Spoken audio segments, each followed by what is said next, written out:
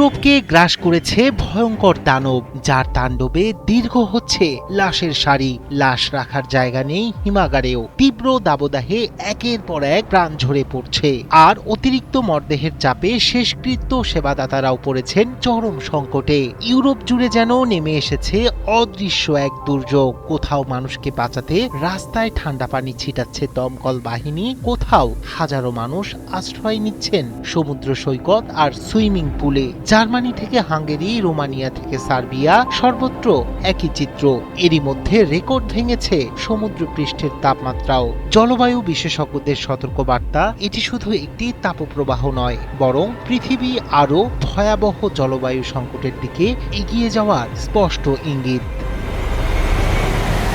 অসহনীয় তাপপ্রবাহে এখনো পড়ছে ইউরোপের বিস্তীর্ণ অঞ্চল। কয়েক সপ্তাহ ধরে চলা দাবদাহে বিপর্যস্ত হয়ে পড়েছে মানুষের স্বাভাবিক জীবনযাত্রা। কোথাও রাস্তায় বের হওয়াই কঠিন হয়ে পড়েছে, আবার কোথাও তীব্র গরম থেকে মানুষকে কিছুটা স্বস্তি দিতে ব্যতিক্রমী উদ্যোগ নিতে হয়েছে স্থানীয় প্রশাসনকে। হাঙ্গেরির রাজধানী বুদাপেস্টে তীব্র দাবদাহের মধ্যে পথচারী ও পর্যটকদের শরীরে ঠান্ডা পানি ছিটিয়ে দিচ্ছে পুলিশ ও দমকল বাহিনী। শহরের ঐতিহাসিক হিরোস স্কয়ারে এই উদ্যোগ কিছুটা হলেও স্বস্তি এনে দিয়েছে মানুষের মাঝে। একই চিত্র দেখা যাচ্ছে রোমানিয়ার রাজধানী বুখারেস্ট এবং ব্রাসভ শহরেও। তীব্র গরম এড়াতে মানুষ ভিড় করছেন সুইমিং পুল, ফোয়ারা এবং ছায়াঘেরা পার্কগুলোতে। আলবেনিয়ার সমুদ্র সৈকত ও সার্বিয়ার রাজধানী বেলগ্রেডেও গরম থেকে বাঁচতে সমুদ্রমুখী হয়ে পড়ছেন হাজারো মানুষ।